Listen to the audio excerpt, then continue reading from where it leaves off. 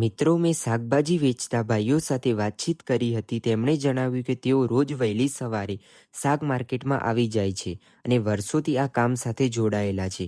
લગભગ મેં બધાને પૂછ્યું તો મને જાણવા મળ્યું કે 20થી 25 વર્ષથી પણ વધારે અનુભવ ધરાવતા વ્યક્તિઓ અહીં કામ કરી રહ્યા હતા. તો મિત્રો અત્યારે એક ભાઈ છે, એમના સાથે આપણે મુલાકાત કરીને એમનાથી પૂછીએ કે કેટલા વર્ષથી આ બિઝનેસ સાથે જોડાયેલા છે. તો ભાઈ, તમારું નામ શું છે? મારું નામ છે પૂનમભાઈ. બરાબર. અહીંયા શાક માર્કેટના અંદર હું 25 વર્ષથી અહીંયા મારું સ્થાયી જગ્યા છે. આ બરાબર. અહીંયા હું 25 વર્ષથી ધંધો કરું છું. અને કયા કયા શાકભાજી તમે વેચો? શાકભાજીના અંદર બધું શાકભાજી અમારે ભીંડા છે, ગવાર છે, કિલોડી છે, તમામ આઈટમ અમે શાકભાજીનો ધંધો કરીએ છીએ. અને તમે શાકભાજી જણાવો કે આ શાક માર્કેટની અંદર શાકભાજી ક્યાંથી આવે છે? સવારમાં બધા શાકભાજી આપણે અહીંયાનું લોકલ બી આવે છે, બનાસકાંઠાનું લોકલ બી આવે છે, બરાબર. અને બધા તારનું બી શાકભાજી આવે છે. અમદાવાદ છે, બરાબર. ગાંધીનગર છે, બરાબર. સુરતનું છે. હાલ મોટા ભાગે સુરતનું શાકભાજી આવે છે. અને ભીંડા, ગવાર, કેરી અને કિલોડી બધું સુરતનું આવે છે હાલ.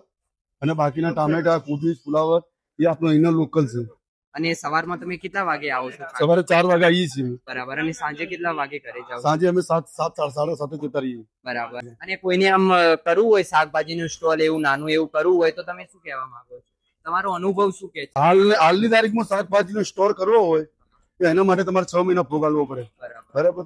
6 મહિના ભોગ આલ્યા એટલે તમને બધું રિઝલ્ટ મળે. એના સિવાય તમને કોઈ જાણવા ના મળે.